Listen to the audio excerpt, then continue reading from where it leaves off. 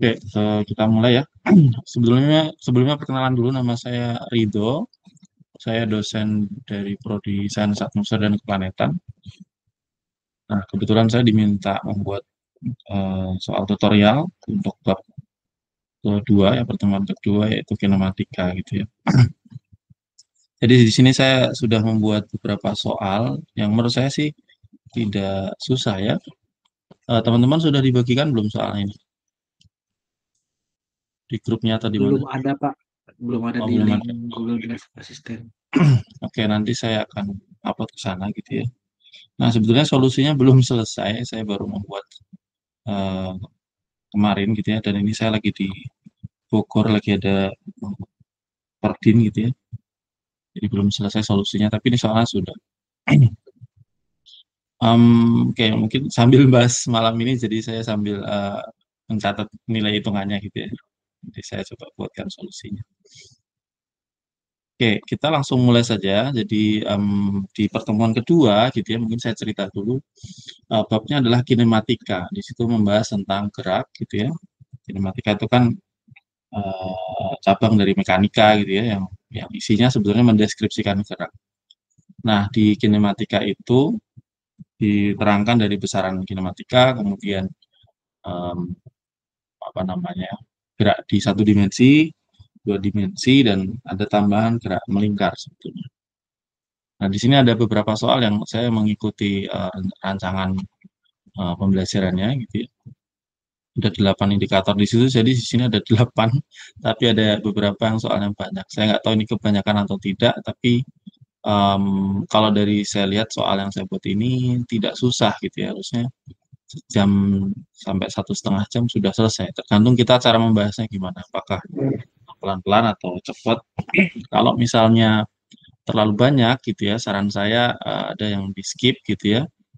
Misalnya nomor 5 ada 2 soal, bisa di skip satu misalnya, atau nomor nomor 6 ini agak sulit gitu ya. Tapi di kelas harusnya sudah ada contoh-contoh lain gitu ya. Nomor 6 ini yang agak sulit. Mungkin bisa di belakang gitu ya, ditaruh di belakang. Itu saran saya. Oke, pertama kita langsung bahas dulu yang nomor satu gitu ya. Di nomor satu soalnya seperti ini, ada Carmen bergerak bersama eskalator. Maksudnya adalah Carmennya naik eskalator gitu ya. Ia menempuh jarak 15 meter dalam 10 detik. Nah, berapa kecepatan rata-rata Carmen? Gampang kan? Nah, di sini mungkin teman-teman sambil mengingatkan lagi ya, ada yang namanya jarak, ada yang namanya perpindahan. Sebetulnya kalau jarak itu bukan vektor gitu ya. Kalau jarak perpindahannya adalah pasangannya adalah kelajuan sebetulnya yang cuma skalar saja. Kalau kecepatan sebetulnya harusnya vektor gitu ya. Nah, di sini dalam kasus ini ya perlu sederhanakan bahwa Carmen ini geraknya satu dimensi gitu ya.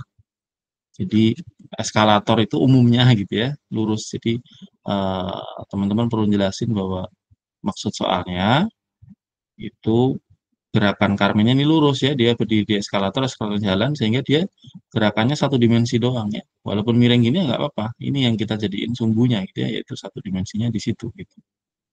Jadi, gerakan satu dimensi, tidak melengkung-melengkung gitu ya. Nah, sebenarnya kalau mau aman, soalnya saya ganti kelajuan rata-rata. Ya, nanti bisa diganti. Tapi teman-teman harapannya diminta mengingatkan itu masalah jarak ya, kelajuan, kemudian ada perpindahan sama kecepatan. Ya. Nah, kalau dari kelajuan ya, V rata-rata ya sebenarnya tinggal jarak dibagi delta T gitu ya. Tapi kalau misalnya kecepatan rata-rata, misalnya pakai apa ya simbolnya, kecepatan rata-rata itu saya kasih gini aja. Ini delta X dibagi delta T. Ini cuma peduli akhir dan awal, ini perpindahan ya kalau ini jarak. Di kalau ini cuma peduli akhir dan awal, kalau ini lintasannya peduli ya kalau jarak itu sebenarnya. Tapi kalau garis lurus sama aja jadinya. Itu. Di kecepatan dan kelajuannya akan sama, kecepatan rata-ratanya yaitu 15 dibagi 10 ya, 1,5 meter per second. Sampai sini bisa dipahami? Lanjut ya. Jadi yang ditekankan apa itu ketika kalian mentutor gitu ya, Itu harus ada yang diingatkan, ini tentang apa, ini tentang apa. Bukan masalah bisa ngerjainnya, kalian menunjukkan bahwa kalian bisa ngerjain, bukan begitu. Tapi kalian jelasin tujuan soal ini tuh untuk belajar apa gitu. Kalian bisa belajar apa dari soal itu. Oke, nomor 2. Saitama berada di jalan yang lurus, ya. Ya, alhamdulillah ya. Awalnya pada posisi X sama dengan 50, ya. Posisi ya, ingat ada posisi. Posisi itu vektor ya. X sama dengan 50, kemudian bergerak menuju X sama dengan minus 30 dalam waktu 5 detik. Gitu. Jadi tadinya di X sama dengan 50, bergerak menuju X sama dengan minus 30. Nah, ini walaupun tidak diberi penjelasan, ini maksudnya gerak satu dimensi lagi, gitu ya. Ada X dalam waktu 5 detik ya. Nah, yang pertama, gambarkan vektor posisi awal dan vektor posisi akhir dalam ruang satu dimensi. Nah, ini jawabannya ya berarti gambar gitu ya. Jadi yang nomor 2, jadi kita gambar, di soal diminta gambar ya, berarti digambar gini. Misalnya ini sumbu X-nya, gerakannya dia gitu ya. Terus kita buat ini titik nolnya di sini ya. Ini sumbu X misalnya ke sana ini positif ya. X positif ini ke kanan. Kita sepakati dulu ya, namanya koordinat itu kesepakatan. Kamu sepakatnya gimana? Ke atas X juga nggak apa-apa, ke depan, ke belakang, terserah. Yang positif kemana, nolnya di mana, itu koordinatnya. Nah, kemudian vektor posisi awalnya, yaitu X sama dengan 50, misalnya di sini ya, 50 itu dia di sini. Yang namanya vektor, itu kan ditunjukkan dengan panah ya. Jadi kalau disuruh menggambarkan, maksudnya disuruh menggambar panahnya, gitu. Jadi jawaban yang A, kita gambar seperti ini ya, koordinatnya dulu. Lalu vektor posisi awalnya itu dari 0, kita tarik ke posisi dia ya, tanda panahnya kayak gitu.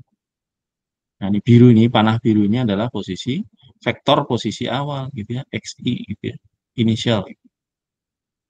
Bisa tebel atau bisa pakai dikasih panah atas. Sampai sini bisa dipahami ya. Kemudian vektor posisi akhir, ya posisi akhirnya di mana? 30 minus tadi ya, berarti di sini misalnya. Ini posisi minus 30, ini posisi 50 tadi ya. Maka apa namanya, vektor posisi akhirnya digambarkan dengan panah dari titik origin ya ke dia berada, gitu ya. Adalah vektor posisi akhirnya dia. Jadi awalnya di 50, akhirnya di minus 3. Di panah merah ini adalah vektor posisi akhir, gitu ya. Kuncinya adalah vektor posisi itu ditarik dari titik 0,0-nya gitu ya, nolnya gitu. Jadi origin dari koordinat yang kita pakai itu namanya vektor posisi. Oke, udah itu yang A seperti itu doang, udah selesai. Sekarang yang nomor B, berapa kecepatan rata-rata Saitama? Ini kecepatan ini vektor ya. Jadi kalau mau cari kecepatan rata-rata, kita harus cari perpindahannya berapa. Berupa vektor. Jadi V rata-rata, ceritanya ini kecepatan ya. Rata-rata dikasih garis atasnya, ini bukan panah, maksudnya adalah rata-rata. Maka di sini kita harus tahu perpindahannya berapa, delta X berapa, dibagi selang waktunya berapa. Atau X final dikurangi X inisial ya, X akhir dikurangi X awal. Ini vektor ya. Ini juga vektor sebetulnya, saya tebelin aja lain. Ini tebelin maksudnya vektor. Yang garis atas maksudnya rata-rata. Dibagi delta T ya, T akhir kurangi T awal, tapi saya tulis delta T aja. Kita mulainya dari 0. Nah, sekarang perpindahannya mana sih? Vektor perpindahan ya. Ini namanya vektor perpindahan delta X ini. Vektor perpindahan berarti posisi akhir, vektor posisi akhir ini vektor dikurangi vektor posisi awal. Nah, di sini sebenarnya maksud soalnya adalah di tutor ini adalah teman-teman menegaskan definisi operasi vektor gitu ya. Yang namanya pengurangan, misalnya vektor A dikurangi B, itu artinya kan sebenarnya A ditambah ya minusnya B gitu. Minusnya B itu artinya arahnya B itu dibalik gitu. Bayang ya. Jadi di sini minusnya si XI ini ya, ini minusnya XI ini itu berarti kan vektor yang sama, tapi dibalik arah, gitu ya. Nah, gini. Jadi, vektor XF ditambah minusnya XI, gitu ya. Sampai sini, Pak. Nah, ditambah, itu ingat, vektor itu yang penting arahnya sama, panjangnya sama, kalian boleh pindah kemana-mana, gitu ya. Ini termasuk ini saya pindah-pindah ya. Nah, kalau penjumlahan, ya, ini artinya penjumlahan tadi ya. Eh, artinya si mata atau ujung depan vektor pertama kamu sambungin ke ekor vektor kedua gitu ya. Penjumlahan vektor kan seperti itu. Nah, jadi eh, bisa dibayangkan. Saya select-nya gimana caranya? Select itu gimana? Bukan. Nah, ini vektornya ini boleh saya pindah-pindah. Kalau arahnya sama, panjangnya sama, maka itu adalah vektor yang sama. Boleh terserah saya pindah kemana-mana. Nah, ini karena XF-nya mau saya tambah si minus XI ini, jadi saya tambahin ke ujungnya sini. Gitu ya. Nah, ini berarti hasilnya vektor dari ujung paling depan, dari ekor paling awal itu ya, sampai kepala yang paling depan. Nah, totalnya yang ini. Ya. Berarti ini XF ditambah minusnya XI. Sampai sini kebayang maksudnya? Itu penggambaran vektornya ya. Kalau dari angka sebenarnya tinggal minus 30 dikurangi posisi awalnya 50 gitu kan vektornya gitu ya. II gitu ya. Minus 30I minus 50I gitu ya dibagi delta T. Delta T-nya berapa tadi? 5. Bagi 5 ya. Jadi sama dengan minus 80 dibagi 5 ya, atau 16 ya. 16 meter per second. Ada satuannya nggak tadi? Ya, meter per second berarti ya. Meter per second. Gitu. Jadi maknanya digambarkannya seperti panah ini ya. Ini kan dari 0 sampai ke kiri 80 gitu ya, minus 80. Itu yang ini ya. Jadi kalau ditanya, oh sorry ini minusnya lupa ya, minus 16. Ya kalau mau dikasih vektor satuan boleh ya, minus 16 I misalnya. Artinya ke kiri gitu, karena kita sepakati ke kanan yang positif. Oke, sampai sini ada pertanyaan dulu? Bisa dipahami? Bisa, Pak. Bisa. Oke, lanjut ya.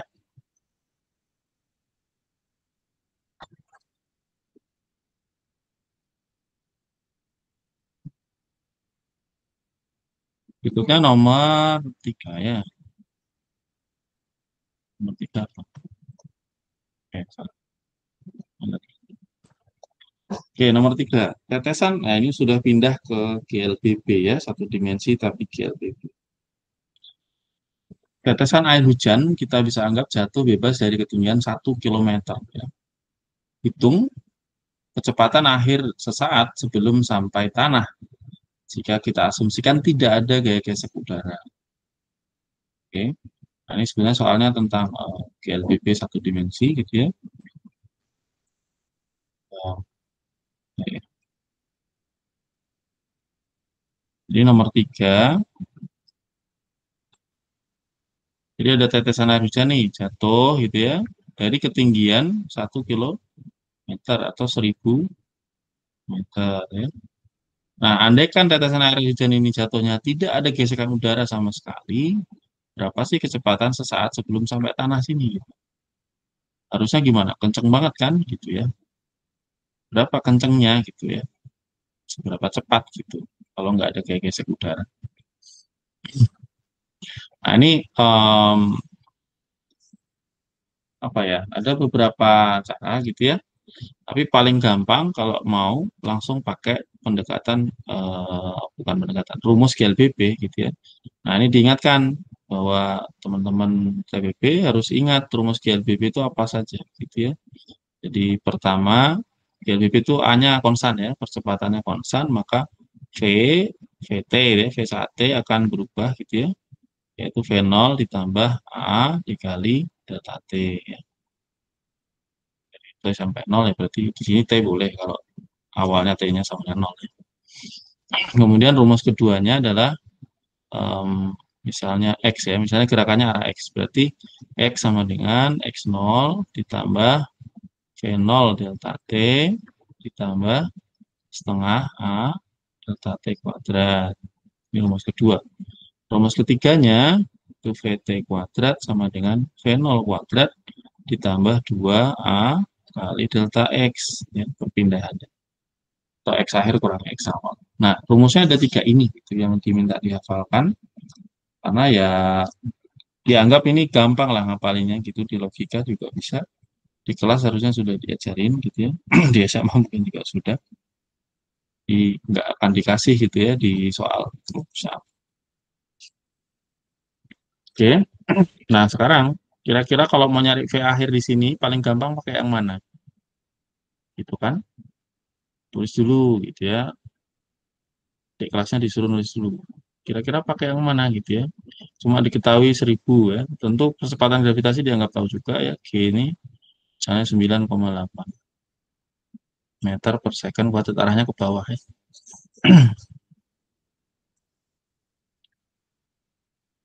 Kira-kira yang mana? Tentu paling gampang karena diketahuinya jarak ya, percepatan ada.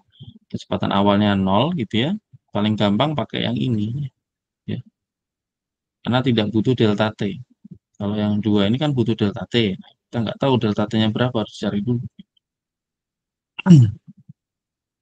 Oke, jadi paling cepat pakai ini. Nah, tentu seharusnya ya kalau ngurusin kinematika kita lagi-lagi sepakati ya koordinatnya seperti apa. Nolnya di mana, positifnya ke arah mana gitu ya. Andaikan misalnya di lantai atau di tanah ini tuh gimana ya, Y sama dengan 0 misalnya. Di sini berarti Y sama dengan 1000 misalnya.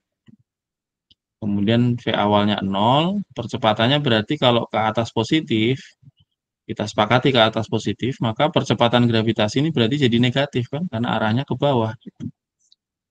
Gitu. Jadi G itu bisa positif, bisa negatif, tergantung kamu sepakatnya gimana, ke atas positif apa ke bawah yang positif. Gitu. Nah sekarang sebenarnya kalau pakai rumus yang ini nggak terlalu peduli. Ini juga bisa diturunkan dari energi sebenarnya, energi kinetik sama energi potensial. Tapi dari GLBB ya, untuk kasus GLBB sederhana, A-nya konstan seperti itu bisa juga dari grafik atau dari persamaan GLBB. Nah, berarti VT yang mau dicari ya, sama kuadrat sama dengan V0 kuadratnya kan berarti 0 ya. V0-nya 0 karena jatuh bebas ditambah, nah ini 2, A-nya berarti minus ya, minus 9,8. Kemudian delta X-nya ini adalah delta Y-nya berarti di sini ya. Delta Y-nya berarti Y akhir kurangi Y awal gitu ya. Kalau kita ganti angka, berarti ya akhirnya berapa? Ya akhirnya kan 0 ya. Ya awalnya pas baru gerak, ya awalnya 1000 kan. Jadi VT kuadrat sama dengan 0 ditambah, ini berapa gitu ya. Nah ini minus 9,8 kali minus 1000, jadi nanti jadi positif ya. 2 kali 9,8 kali 1000. Ketemunya 19.600 ya. 1900 berarti VT-nya ya. VT ini bukan V kali T ya, maksudnya V saat T gitu ya, V akhir gitu.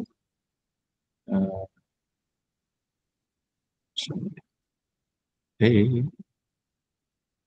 Jadi akar dari 19.600 ya, ketemunya 140 meter per second. Nah, ini kencang sekali. Kalau tidak ada gaya gesek udara, maka tetesan air hujan itu kecepatan pas nyampe tanahnya itu sangat kencang. Ya, biasanya dibilang bahwa kecepatannya akan hampir sama dengan kecepatan peluru. Ya, kecepatan peluru yang modern itu sekitar 340 lah meter per second. Nah, ini setengahnya gitu ya. Itu sudah mendekati kecepatan peluru 140 meter ya per detik. Itu kalau dari 1 kilometer ya. Kalau kita asumsikan dari awan yang lebih tinggi ya lebih kencang lagi. Oke, udah gitu doang nih ya. Cuman di sini mereview, diminta mengingat-ingat kembali rumus GLBB itu apa. Ya, sebelum ngerjain soal-soal yang lebih sulit gitu ya. Harus hafal dulu rumusnya. Fisika juga kadang harus ngafal gitu. Hafalnya tapi jangan banyak-banyak ya. Yang penting logika. Oke, Itu nomor 3. Udah jam berapa sekarang? 21.22. Oke, sekarang nomor 4. Oh ya, ada pertanyaan dulu nggak? Tadi, soal tadi nggak ada? Aman? Lanjut, Lanjut. lanjut Pak. Oke. Oke.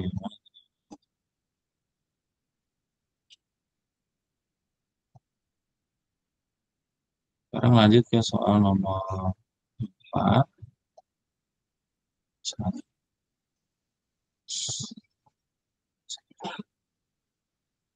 Kita baca dulu soalnya ya. Si Kunti bergerak melayang di jalan lurus dengan kecepatan konstan 2 meter per detik kuadrat. Oke.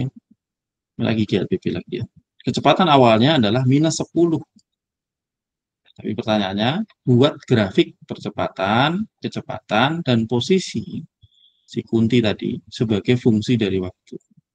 Jadi pertanyaan ini diminta gambar gitu ya, memperkirakan grafiknya kira-kira gimana. Deskripsikan geraknya pakai grafik ya.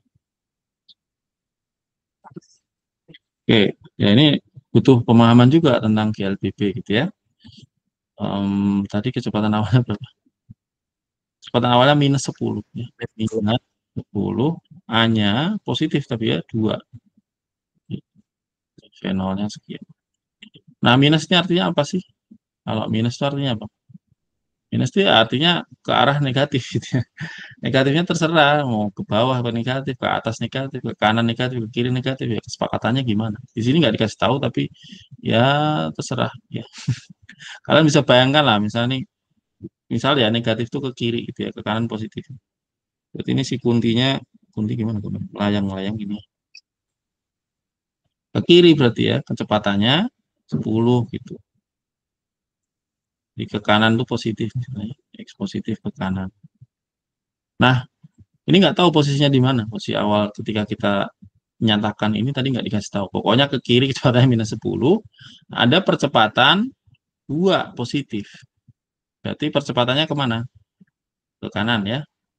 Berarti percepatannya ke kanan karena positif. Ya, A-nya 2. Berarti kuntinya mengalami perlambatan apa percepatan saat itu?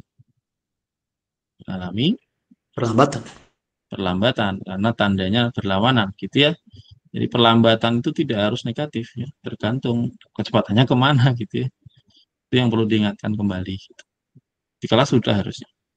Jadi kalau kita menggunakan vektor maka yang penting kita sepakati di awal seperti apa harusnya akan konsisten gitu ya. Jadi perlambatan itu artinya nih vektornya dia berlawanan dengan arah kecepatan. Kalau kecepatannya negatif kok dia positif berarti perlambatan. Kalau ini negatif kok ini negatif itu malah percepatan berarti. Sama-sama ke kiri misalnya. Gitu. Nah sekarang kita gambar ya. Yang pertama disuruh percepatan terhadap waktu seperti apa. Ya gambar gini dong. Misalnya T, ya, ke kanan ini adalah waktu, Y-nya adalah si percepatan gitu ya. Jadi percepatan sebagai fungsi dari waktu. Maka gimana si gerakan kuntinya ini ya. Kalau dia kayak gini pas kita lihat gitu ya. V-nya minus 10, V awalnya, percepatannya minus 2. Kok minus 2, 2 gitu ya. Nah ini karena dia GLBB, percepatannya bilang konstan, berarti ya A-nya konstan ya. Selama terhadap waktu A-nya nggak berubah kan. Ya. Jadi ini lurus ke kanan doang ya, horizontal ke kanan doang. Nilainya konstan. Ketika 0 ya percepatannya 2, ketika 1 percepatannya 2, ketika 2 detik percepatannya 2. Pokoknya ini ke kanan lurus saja. Dah selesai. Sekarang gimana grafik dari kecepatan terhadap waktu? Jadi waktu sumbu X-nya sumbunya adalah kecepatan. Gimana kira-kira? Kecepatan awalnya berapa? Minus 10 ya. Nah, tergantung nolnya kamu taruh di sini ya atau taruh di atas ini juga nggak apa-apa. Terserah mau taruh mana. Biar nggak bingung boleh lah. Misalnya nolnya di sini ya, di 0,0 gitu ya. Berarti dia minus 10 pertamanya. Ketika T sama dengan 0, dia minus 10. Ya kan? Habis itu, kan percepatannya 2 nih positif. Berarti misalnya setelah 1 detik aja. Misalnya setelah 1 detik berarti kecepatannya berapa gitu ya. Mahasiswanya suruh logika dulu ya. Ditunggu dulu, jangan langsung jawab. Kira-kira berapa? Setelah 1 detik. Kalau kalian gimana? Kalian jadi mahasiswa. Kecepatan keduanya berapa, Pak? Hah? Kecepatan Ah, 1 detik berapa? Ini kecepatan awalnya kan minus 10. Setelah T sama dengan 1 detik, berarti V-nya jadi berapa? Percepatannya selalu konstan 2.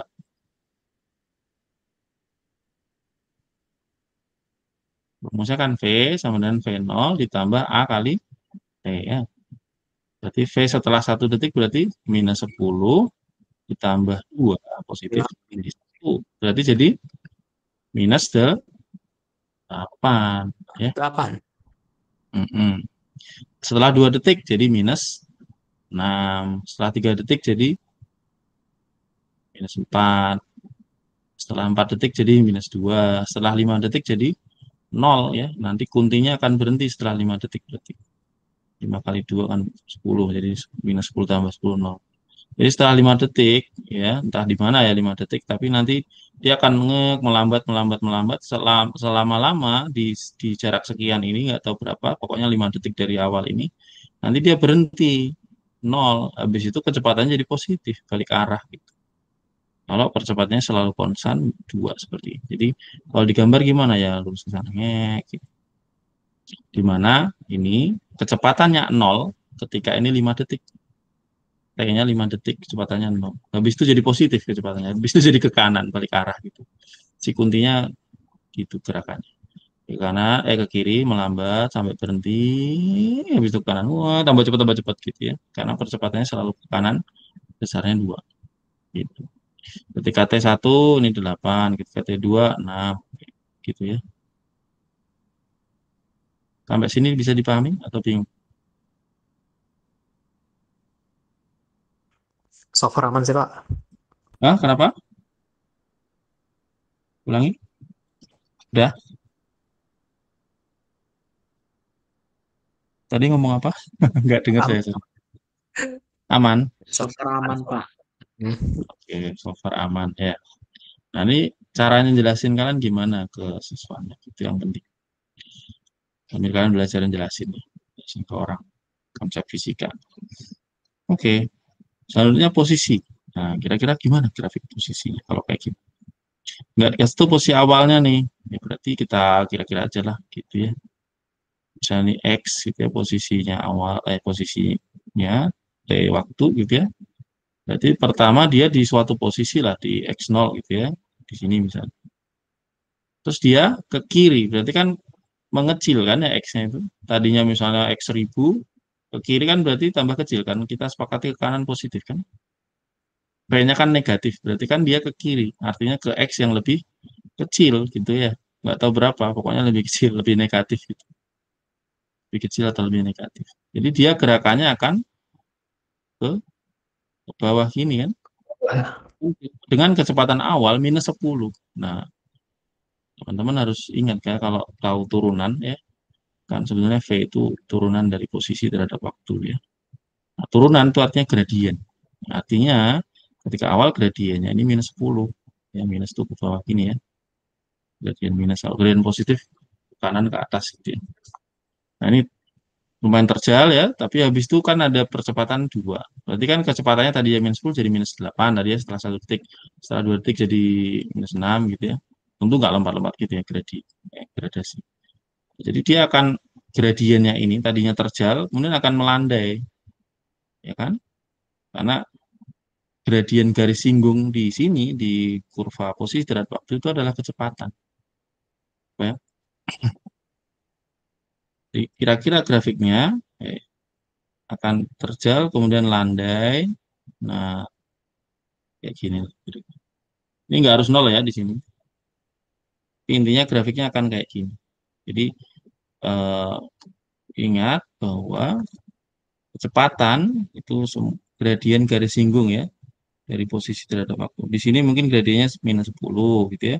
Di sini minus 8. Di sini minus 6.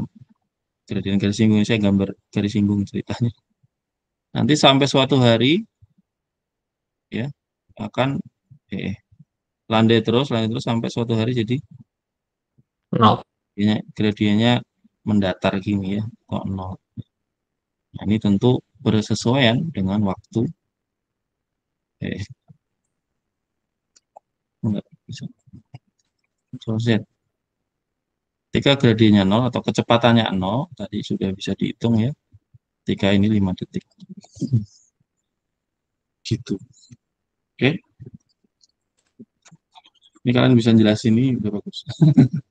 Jelasinnya sulit. Apalagi anak-anaknya nggak merasa tidak pernah dapat turunan.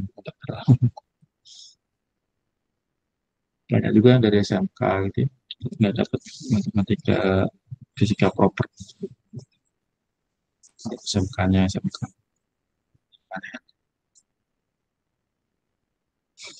Oke, gitu ya. Jadi grafiknya seperti ini.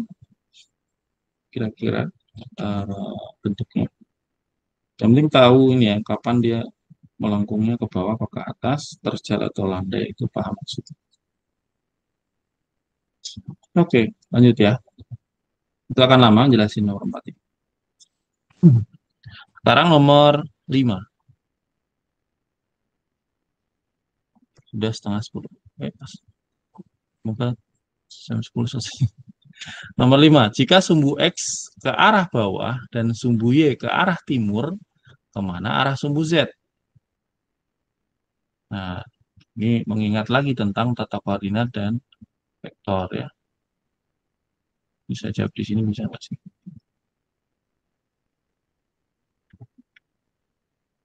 Nggak jalan. Aduh, error nih.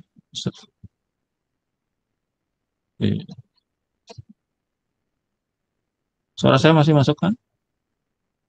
Aman, Pak. Jadi kok error?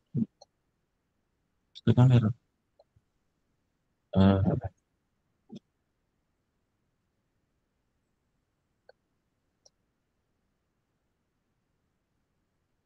harusnya jadi penghapus ini.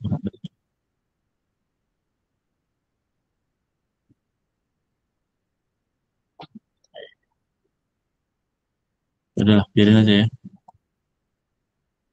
Jika sumbu X ke arah bawah, ya, bayangkan nomor 4 ini.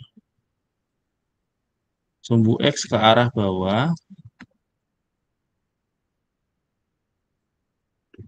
ini, misal ini bawah. Kemudian sumbu Y-nya ke arah timur. Timur itu mana? Sana misalnya timur. Ini bawah. Bukan barat ya, bawah. Maka sumbu Z-nya kemana kira-kira? Bayangkan di ruangan kalian. Ada yang bisa jawab?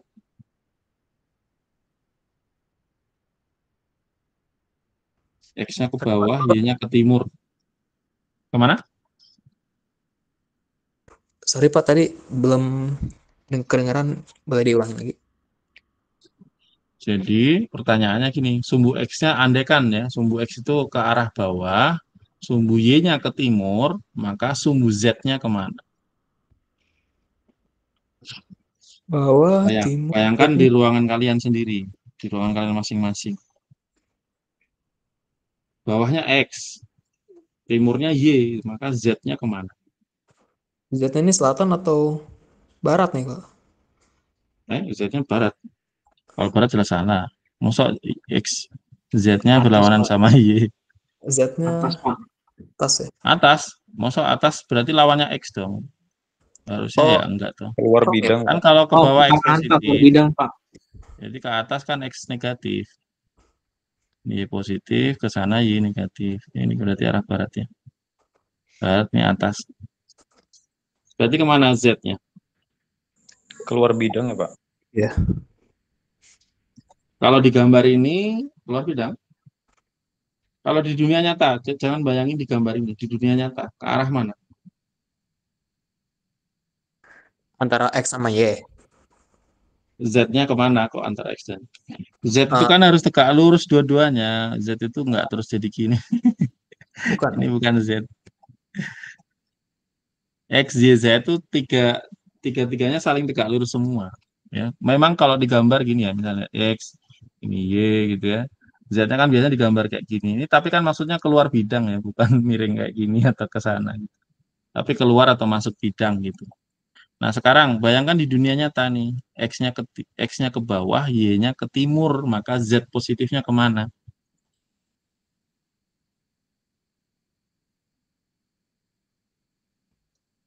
Hmm. X-nya ke bawah, Y-nya ke timur, positifnya.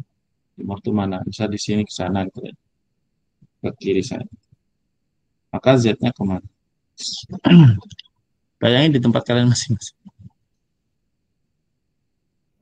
Ke Tenggara bukan Pak, Hmm? Kemana? ke arah Tenggara Pak. Tenggara. Kalau Masuk Tenggara ke bidang berarti ya, Pak? nggak tegak lurus dong. Nggak tegak lurus. Harus tegak lurus Y dan tegak lurus Z. Masuk ke bidang bukan, Pak? Masuk ke bidang. Oh, salah. Yang benar keluar bidang nanti sih. Cuman keluar bidang itu arah apa berarti? Di gambar ini memang mas keluar bidang. Kalau di dunia nyata berarti ke arah mana keluar bidangnya? Depan Depan, jangan depan dong. ke Depan tuh saya madep selatan mana Pak. bisa depan. Saya madep timur, depan jadi timur. Bukan Selatan selatan, ya. Pak. Selatan jawabannya ya. Iya. Jawabannya selatan ya. Keluar bidang ini di gambar ini berarti arah selatan. Jadi kalau kita gambarin misalnya utara, selatan, timur, barat ya. Kita lihat dari atas nih. Nah, bawahnya itu X-nya, Y-nya ke timur ini. Maka Z-nya jadinya ke selatan sana. Itu. X-nya masuk ke dalamnya. Boleh nggak? Nah, kenapa begitu? Yaitu kesepakatan ya. Pakai aturan cross. Pernah dengar cross? Perkalian cross kan ada dot, ada cross ya. Nah, disepakati ya di ruang tiga dimensi I dot dot malah sih. Cross J ya, kalau X dicrossin J atau X dicrossin Y hasilnya adalah Z gitu. Dan cross itu pakai aturan tangan kanan. Jadi kalau saya sukanya aturan tampar tangan kanan ya. Jadi arah vektor pertama saya arahkan dengan 4 jari. Ini, tangan saya ke depan. Misalnya A cross B ya, A-nya arahin 4 jari, B-nya gimana caranya ini nampar ke arah B. Tangan kanan saya, jangan tangan kiri. Nanti hasilnya jempolnya, hasil perkalian crossnya. A dan B-nya nggak harus tegak lurus. Nah, kalau ini kebetulan tegak lurus. Jadi X-nya kan berarti kesepakatannya itu X cross Y, hasilnya Z gitu ya. X-nya ke bawah berarti arahkan 4 jari ke bawah. Oke, arah bawah kan. Sekarang dia dicrossin Y-nya ke arah timur. Nah, timur sana. Ya, gimana caranya apa namanya? Muka tangan saya ini ngadep ke timur gitu. Supaya saya bisa nampar ke timur. Nah, jawabannya adalah jempolnya gitu.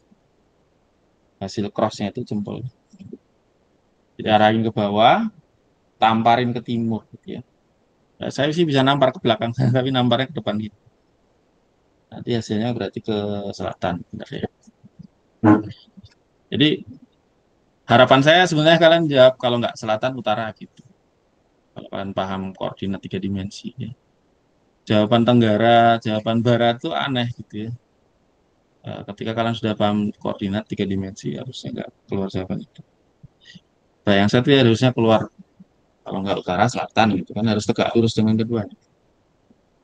Sumbu, ya sumbu koordinat. Oke, ya coba dipahami lagi. Kalian bisa cari di Google ya, right hand rule. Ada yang pakai ini ya, jempol, telunjuk, sama jari tengah. Nah, kayak gini juga bisa. Jadi A cross B itu jempol dikrosin telunjuk, jawabannya adalah jari tengah. Tapi kan kayak gini nggak harus, kayak gini kayak kelihatannya harus tegak lurus, padahal kan vektornya nggak harus tegak lurus. Saya lebih suka pakai aturan tampar tangan kanan. Ada Ngerti pertanyaan Pak, dulu? ngerti. Oke, Aman-aman. ya itu kesepakatan sebetulnya ya, sama kayak Pendapat ya. misalnya Sa tutup botol. coba ya. Saya punya tutup botol nih. Kalau saya mau ngencengin arahnya kemana gitu? Atau mau ngendorin arahnya mana? Kalau Dalam. ngendorin itu berarti kan gimana caranya tutupnya gerak ke atas gini kan? Nah, ini juga pakai aturan tangan kanan. Jadi berarti jempolnya hasilnya adalah ke atas. Berarti saya harus putar sesuai putaran ini. Nah, jari 4 saya ini.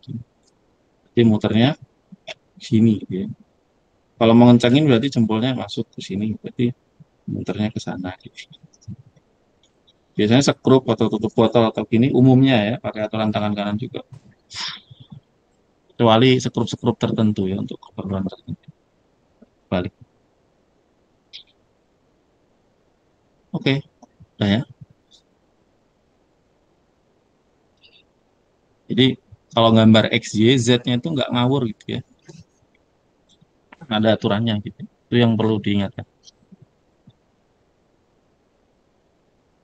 Oke, sekarang B. Ini kelihatan soalnya ya. Suatu hari Piccolo main ke pantai Pahawang. Piccolo membuat koordinat 2 dimensi dengan sumbu X ke arah timur dan sumbu Y ke arah utara. Nah, ini kesepakatannya dia gitu ya. Sumbu X ke arah timur, sumbu Y ke arah utara. Berarti sumbu Z-nya ke mana? Ada yang tahu? Arahkan 4 jari ke timur, tamparin ke utara. Jawabannya jempolnya. Ya. Berarti ke arah atas ya. Z positifnya ke arah atas. Piccolo bergerak ke tenggara 100 satuan, lalu ke barat 50 satuan. Ini 2 dimensi aja ya. Tentukan koordinat Piccolo jika posisi 0,0 berada di titik awalnya, gitu ya. Di awal pas baru mau jalan. 100, tenggara 100, barat 50. Berarti gimana? Digambar aja ya. Di eh, mana ya? Jadi misalnya Piccolo di sini ya, tenggara, berarti kan miring 45 derajat ke sana ya. Ini kan sana timur ya, sana utara. Berarti dia ke sana 100, kemudian ke barat, berarti ke sana ya, 50. Gitu. Udah, gerakannya kayak gitu. Pertanyaannya apa? Tentukan koordinat Piccolo. Piccolo maksudnya koordinat saat akhirnya ini ya. Ini di koordinat berapa gitu. Geometri aja nih. Mana berarti? Berarti kan ketika dia jalan pertama ini 100 ke tenggara, berarti kita bisa uraikan vektor saat itu kan berarti berapa berarti X-nya, berapa Y-nya gitu ya. Nah, nanti X-nya berarti dikurangi 50 karena dia ke barat 50 gitu kan. Gitu. Nah, karena ini 45 derajat, berarti X-nya itu eh, posisi gerakan pertamanya membuat dia di posisi 100 cos 45 gitu ya. Y-nya minus, bukan minus, ya minus ya. 100 sin 45, karena kan ke bawah ini ke selatan kan. Tenggara itu kan antara timur dan selatan. Berarti kan dia gerakannya Y-nya minus kan. Berarti posisi di sini itu ini X-nya 100 cos 45, Y-nya minus 100 sin 45 ya. Habis itu gerakan yang kedua membuat si X-nya kan berarti berkurang 50 gitu ya. Berarti X finalnya ini di sini yang mau dicari adalah 100 cos 45 dikurangi 50, dia ke barat 50. Sedangkan Y finalnya masih sama. Y-nya nggak berubah ya, minus 100 sin 45. Udah gitu. Cos 45 sin 45 itu berapa? Setengah akar 2 ya. Seingat saya setengah akar 2 ya. Iya, akar 2. Ya kalau mau dibentuk di dalam bentuk akar bisa, berarti 100 kali setengah akar 2 berarti 50 akar 2 kurangi 50. Berarti posisi akhirnya adalah 50 kali akar 2 min 1 gitu ya. Akar 2 itu 0,7 kali. Akar 2 itu berapa? Berarti akar 2 itu 1,4 atau berapa? 1,4 ya. Kurangi 1. Berarti 0,4 kali 50.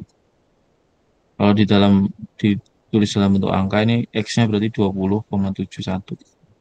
Sedangkan di akhir posisi akhirnya dia Y-nya adalah minus 100 kali setengah akar 2 ya. Berarti minus 50 akar. Ini tadi juga ya dari setengah akar 2 kali 100. Udah, kalau dibentuk koma-koma berarti 60 kali akar 2, 70,71. Nah, ya, jadi posisi akhirnya adalah X-nya 20,71. Sorry, ini minus ya. Posisi Y-nya adalah, jadi X-nya 20,71, Y-nya adalah minus 70,71. Ya, ini posisi ini, itu X-nya adalah 20,7, Y-nya minus 70,7.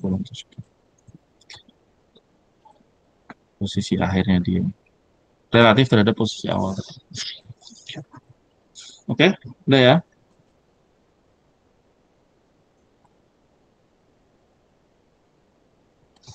Udah, gampang ya. Sekarang nomor berapa? 6. Lah, ini udah macam 10.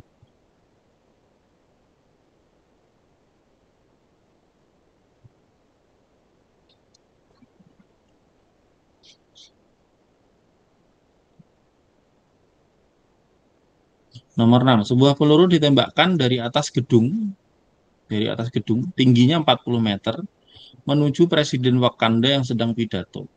Jika kecepatan awal peluru adalah 340 meter per second, berapa sudut kemiringan terhadap arah horizontal, ya, kayak sudut elevasi gitu lah ya, supaya peluru mengenai presiden yang ada di jarak horizontal 300 meter dan di ketinggian 0. Jadi kayak di dasarnya gitu ya, di tanah atau di mana. Gunakan nilai G 10. Nah, jadi gambarkan dulu persoalannya gimana gitu ya. Jadi misalnya presiden di ketinggian 0 ya, anggap kepalanya di ketinggian 0. Mau nembak kepalanya ceritanya. Presiden Wakanda ya. Nah, ini tingginya 40 nih. Jaraknya 300 gitu ya. Kecepatan awal peluru ya kan bisa diarahin ke sini, bisa diarahin ke sana, terserah ya. Tapi yang jelas kecepatan awal pelurunya adalah 340 meter per second. Pertanyaannya itu sudutnya, ya. Berapa sudut kemiringannya? Jadi pas nembak itu dimiringin berapa supaya kena kepalanya presiden, toeng gitu. Bayang? Kebayang. Nah, kita sepakati sekarang ya. Namanya fisika itu harus disepakati koordinatnya dulu kalau urusan gerak gitu ya. Banyak urusan dalam banyak urusan, nggak cuma urusan gerak. Positifnya kemana, nolnya di mana gitu ya. Misalnya nolnya di sini, 0,0-nya di sini. Jadi posisi awalnya adalah Y40, X-nya 0. Posisi akhirnya adalah X-nya 300, Y-nya 0. Gitu ya. Seandainya ini sudut itu saya ukur nolnya terhadap arah horizontal, positif itu ke atas. Misalnya tetanya kayak gini. Teta. Di arah horizontalnya ini kan. Andaikan sudutnya positifnya itu ke arah atas gini. Ke kiri ini positif ya. X ke kiri ini positif. Saya gambarnya ke kiri positif. Sana X positif. Ke atas Y positif. Nolnya di sini di bawah gedungnya. Oke. Maka kita bisa tuliskan persamaan-persamaan yang berlaku bagi si peluru itu ya. Jadi di arah horizontal atau di arah X ya, itu kan mengalami GLB ya. Anggap tidak ada gesekan udara. Maka berlaku X sama dengan X0 ditambah V0 arah X kali delta T. Px-nya konstan ya, tidak ada gesekan udara. Di arah vertikal ya atau Y, dia mengalami GLBB. Gerak lurus berubah peraturan, percepatannya konstan yaitu si percepatan gravitasi bumi ya, ditarik sama gravitasi bumi. Gimana persamaan GLBB? Kita tulis karena ini Y berarti Y atau VY dulu deh. VY berubah ya, V0Y ditambah A arah Y kali delta T. Oke.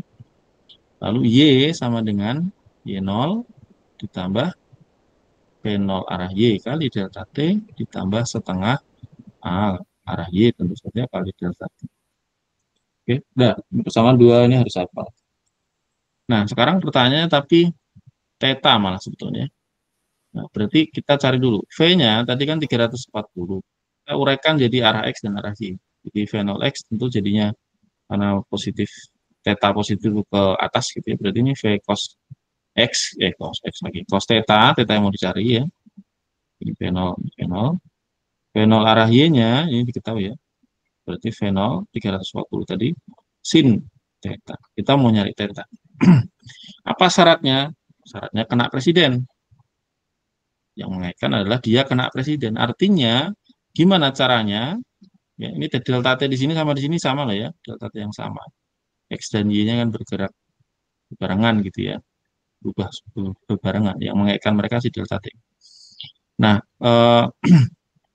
kena presiden itu berarti posisi akhirnya ya, dan X dan Y-nya itu harus sinkron ya. X-nya adalah si 300 tadi gitu ya.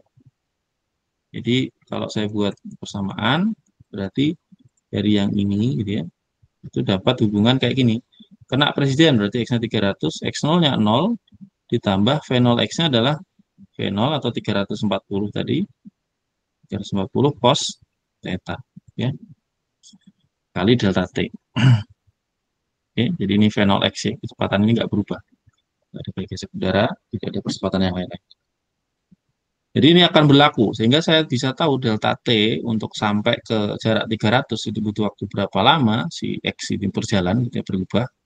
Itu 300 dibagi 340 cos theta. Tetanya belum tahu. Tapi kita sudah tahu nih, delta T kena itu berapa. Ya. Presidennya akan kena setelah berapa lama dari tembakan tadi. Yaitu 300 dibagi 350 cos theta. Harus berlaku itu. Gitu. Katanya tapi nggak tahu, belum tahu. Gitu ya. Sekarang kita cocokkan dengan si Y. Ya. Untuk kena presiden berarti Y-nya juga harus sama si Y yang presiden ya. Di delta T yang sama ini. Gitu. Y presiden berapa? 0 ya, di ketinggian 0. Y awalnya tadi 40 ditambah 340 sin theta, ya kan? Pakai rumus GLBB ya. Oh ya, delta T. Kemudian berarti ini saya tulis gimana? Minus saja kali. Kan sebenarnya tambah setengah kali G-nya 9. G-nya berapa? 10 ya? 10 tapi ke bawah ya. Karena kita sepakati tadi ke atas berarti minus 10 kali delta T kuadrat. Jadi saya punya persamaan 0 sama dengan 40 ditambah 340 sin theta. Nah, ini delta T-nya saya bisa ganti dari yang X ini sebetulnya. Kan delta T yang sama ini. Berarti ini saya ganti 340 per, kok 340 lagi. 300 dibagi 340 cos theta. Oke. Minus 5 kali delta T kuadrat. Berarti 300 per 340 cos theta kuadrat. Oke. Nah, ini sekarang diselesaikan ini persamaan ini. Jadi dari X-nya kita substitusikan, jadi delta T-nya hilang, maka di sini tinggal persamaan yang variabelnya adalah theta. Ini 0 sama dengan 40 ditambah, nah ini jadi sin per cos jadi tangen ya. Jadi 300 tangen theta minus, nah ini berapa nih? Banyak kayak 5 kali 300 kuadrat dibagi 340 kuadrat. Waduh, ini benar ini. 300 bagi 340 dan kali 5. Minus 100 koma aja nggak apa ya, 3,8927 bla bla bla, gitu ya, kali seper cos kuadrat theta. Ya, ini cosnya masih kuadrat di bawah ya. Nah, caranya gimana nih menyelesaikan ini? Tentu kalau di kalkulator yang scientific, yang canggih, yang mahal, bisa di solve ya, cari theta, solve gitu. Tapi kalau trik matematikanya ini, yang ini diganti tangan theta aja, ya. Cos kuadrat theta itu berarti sama dengan 1 dibagi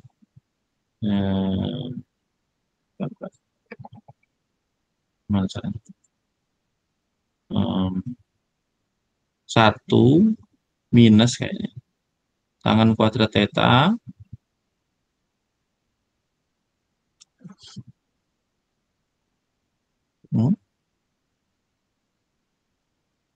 Ini tambah nih.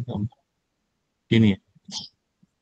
1 tambah tangan kuadrat theta itu sama dengan 1/4 cos kuadrat theta, benar nggak? 1 itu kan berarti saya bisa ganti jadi cos kuadrat theta per cos kuadrat theta kan, ditambah tangan kuadrat theta itu berarti kan sin kuadrat theta per cos kuadrat theta ya. Nah ini kan 1 ditambah tangan kuadrat theta kan, udah benar kan? Nah kita kumpulkan di bawah kan sama-sama cos kuadrat, berarti cos kuadrat theta boleh dong disatuin, yang di atas itu dijumlahin, ya kan? Cos kuadrat theta tambah sin kuadrat theta itu 1. Ini dipakai ya. 1 tambah tangan kuadrat sama dengan 1/4 cos kuadrat. Ini 40 ditambah 300 tangan theta dikurangi 3,8927 dikali 1 tambah tangan kuadrat theta. Nah, bisa dilihat di sini bahwa ada tangan theta dan tangan kuadrat. Nah, berarti solusinya adalah persamaan kuadrat ya. Persamaan kuadrat berarti solusinya ada 2. Ya, ini 40 ditambah 300 tangan theta dikurangi 3,8927 dikurangi 3,8927 tangan kuadrat theta. Jadi 0 sama dengan, berarti 40 dikurangi ini ya, 40 dikurangi 36,10726 sekian-sekian ditambah 300 tangan theta kurangi 3,8927 tangan kuadrat theta. Nah, andaikan tangan theta itu X, atau jangan X lah, kan X-nya udah kepakai. Andaikan tangan kuadrat theta itu adalah M lah ya, M sama dengan tangan theta ya. Maka ini jadinya 0 sama dengan sesuatu ditambah sesuatu M ditambah sesuatu M kuadrat gitu kan. Samaan kuadratnya kan gitu berarti ya. Ya. Ya udah, berarti dicari solusinya. Saya ganti pohon. Gimana cara nyari M-nya? M1, 2. Pakai persamaan kuadrat, persamaan ABC ya. Minus B plus minus akar B kuadrat minus 4AC per 2A. Jadi B-nya si pohon, A-nya adalah si cinta, C-nya adalah si kotak gitu ya.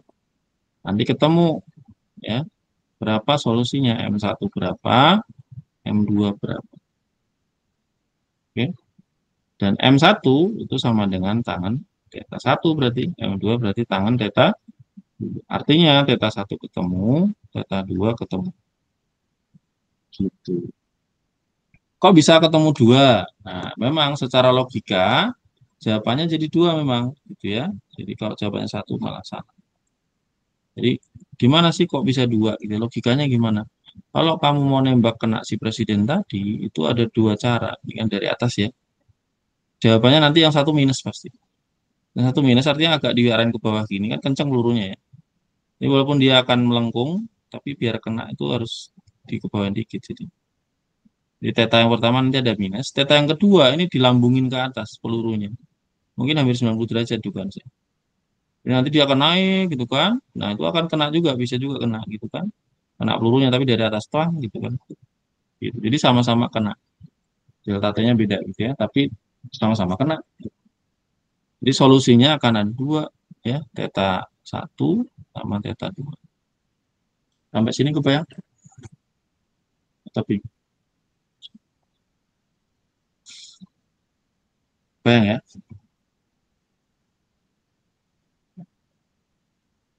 Kalian bisa cari ya. Yang satu ketemunya 80 sekian harusnya. Yang satunya minus 0, sekian derajat. Gimana cara nyari theta sih? Ya di anti tangan ya. Misalnya tangan theta ketemunya berapa? 0,8 misalnya. Berarti theta adalah anti tangan ya. Artan dari 0,8. Di kalkulator pakai shift ya. Shift tangan gitu. Shift tangan 0,8. ketemunya misalnya 38 derajat, 38,66 derajat. Ya, harusnya kalian bisa pakai kalkulator saintifik. So, nggak pernah hitungan di tangan. Oke, sampai sini ada pertanyaan? Ada? Aman ya? Jam 10. Lanjut. Nomor 7. Seekor semut menempel di pinggir piring yang berdiri 15 cm. Piring ini diputar dengan kecepatan putar 10 RPM. RPM itu revolution per menit, putaran per menitnya. Berapa kecepatan sudut semut dalam radian per second? Gampang lah ya. Mbak saya copy. Alhamdulillah. Nah, ganti. Baik.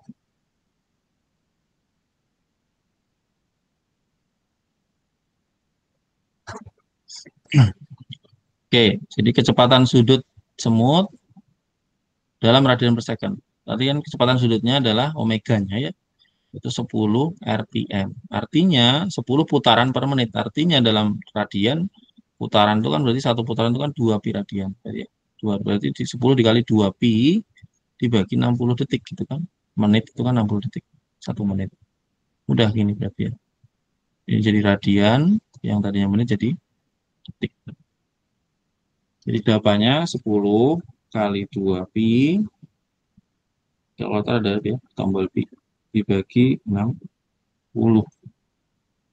Ketemunya 1,047 radian per detik. Gitu.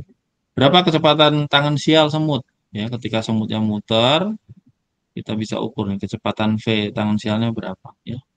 Tentu bergantung pada R untuk omega yang sama. Kalau R-nya besar ya V-nya tambah gede. Maksudnya gini, V sama dengan omega dikali R ya, ini V tangan sial. Berarti tinggal 1,047 dikali R-nya 15 atau 0,15 meter ya. Ya, jadi meter per detik. Jadi sekian radian per detik ya, radiusnya 0,15 ketemu tuh.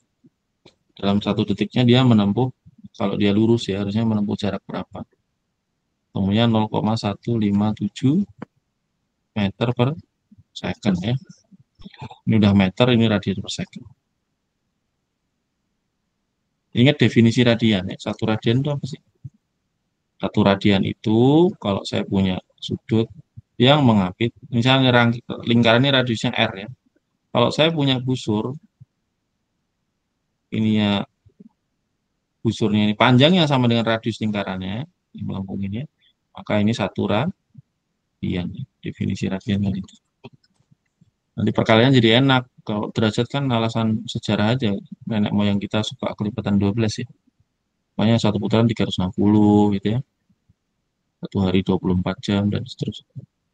Ya, rumusnya nanti jadi panjang busur tinggal theta dari dalam radian dikali R ya. Ini ada lebih ada alasan fisisnya, alasan geometri. Kalau radian aneh. Oke, nomor C. Berapa sudut yang ditempuh semut dalam 10 detik? Theta, itu rumusnya berarti apa? Kalau tidak ada percepatan, maka ya tinggal omega dikali delta T. Gitu ya. Ini kan omega itu kan sudut yang ditempuh per satuan waktu.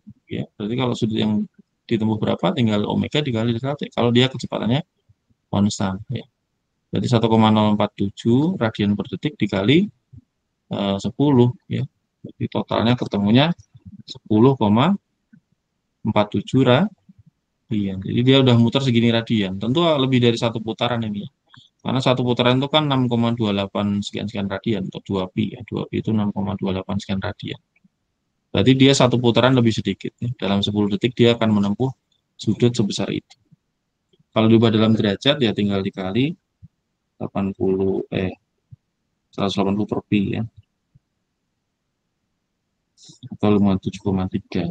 Ya, sekitar 600 derajat. Ya, dalam 10 detik dia menempuh sudut 600 derajat. Udah lebih putarannya hampir 2 kali. Oke, sekarang nomor D. Nah, sekarang kalau kecepatan awalnya sama, tapi percepatan sudutnya 0,5 radian per detik kuadrat. Berapa sudut yang ditempuh dalam 10 detik? Kalau ada percepatannya sekarang, nggak konstan segitu. Maka rumusnya jadi GMBB gitu ya. Tadi GMB, yang ini GMBB. Ya. Itu rumusnya berarti theta 0 ya ditambah omega 0 kali delta T ditambah setengah alfa delta T kuadrat. Jadi 1,047 dikali 10 tadi 10,47 ditambah, tapi ini percepatannya itu memberi tambahan sudut yang ditempuh ya, setengah kali alfanya 0,5 kali 10 kuadrat.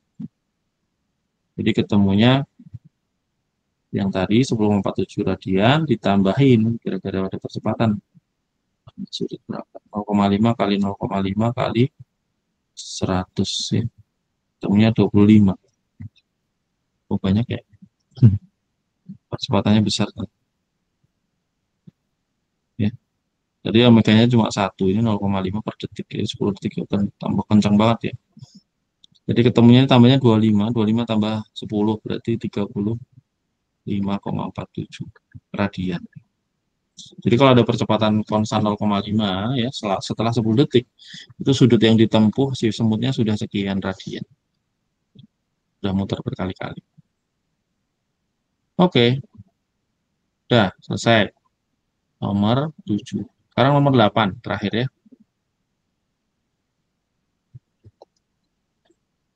Nomor 8, Pak Imin bergerak dengan kecepatan 20 ke timur.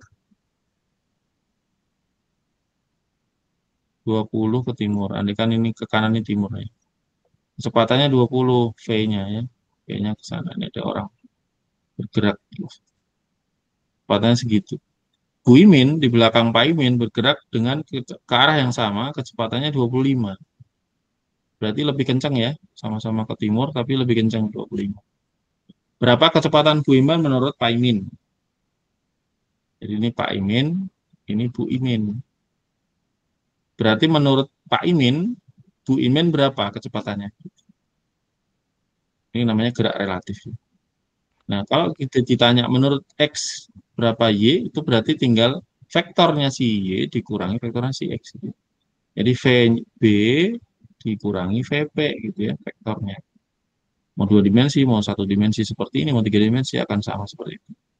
Jadi posisi relatif, gerak relatif, kecepatan relatif itu artinya tinggal yang mau dicari siapa, relatif terhadap siapanya itu yang didiamkan. Jadi dia mengurangi.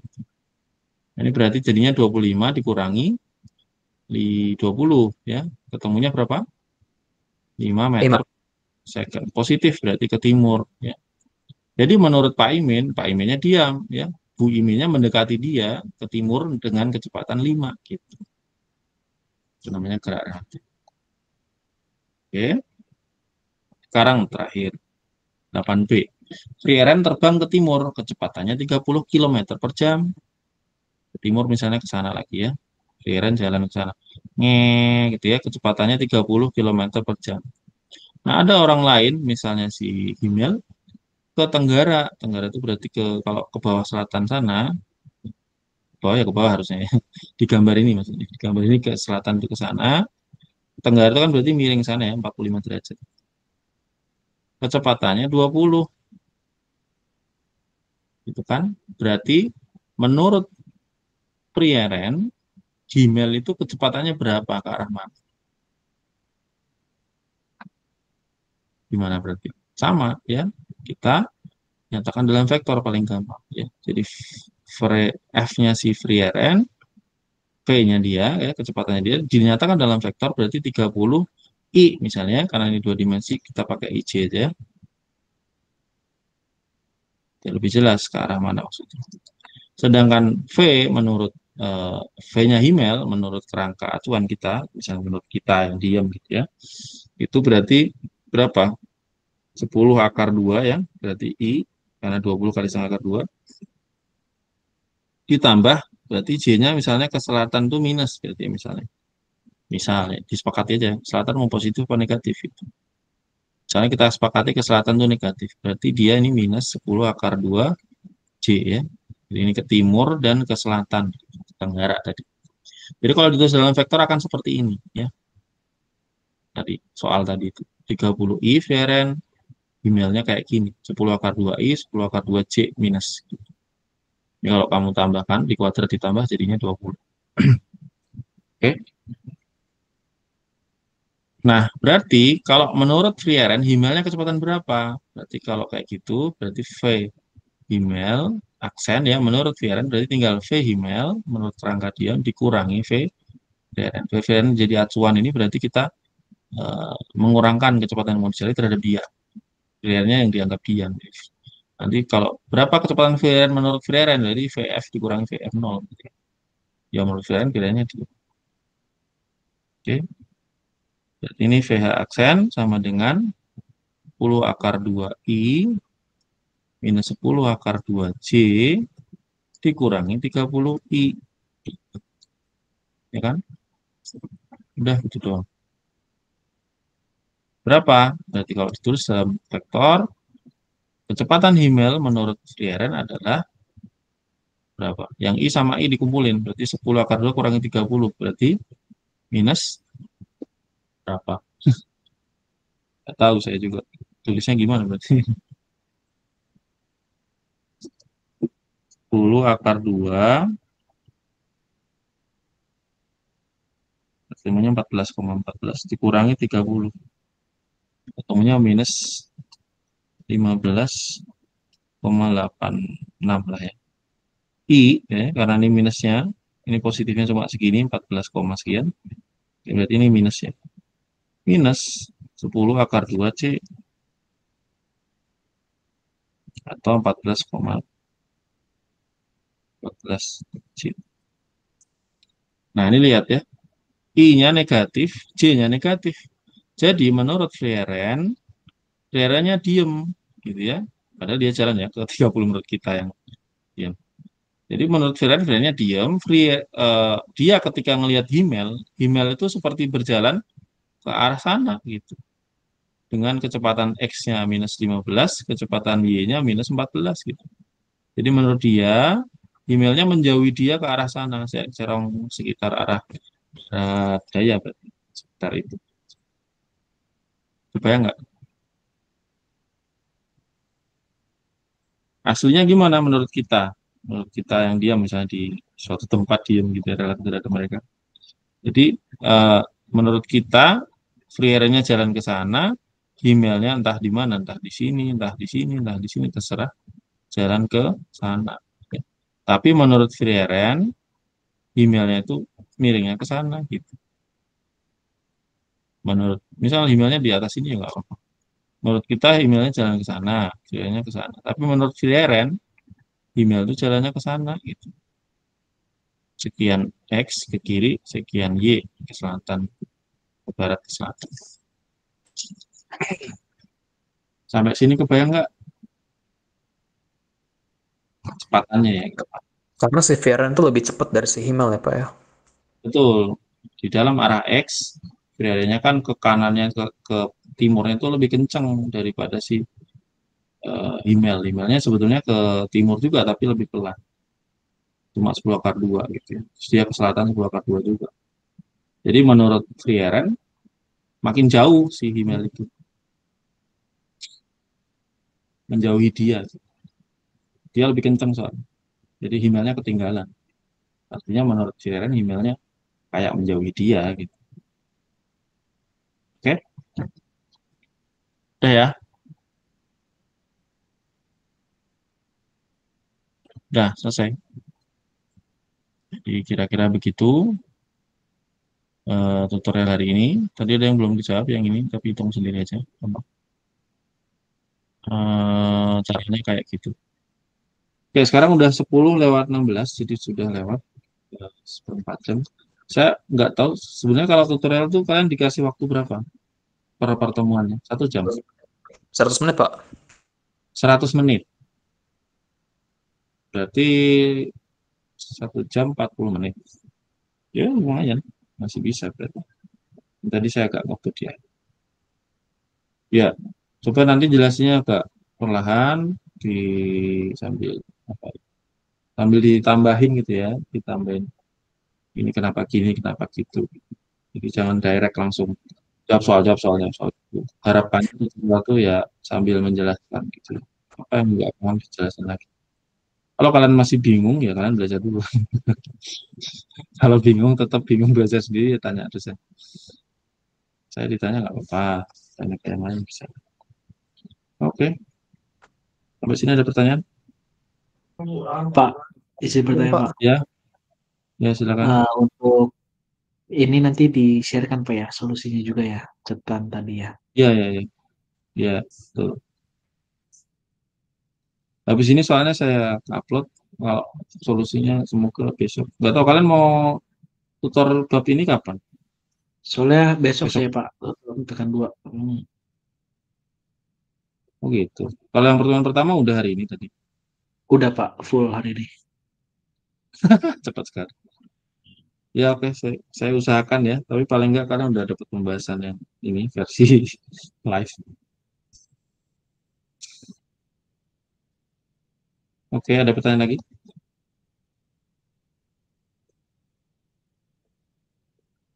Sebagian udah sih solusinya tadi. Cuman yang lain ada yang belum saya ketikin gitu.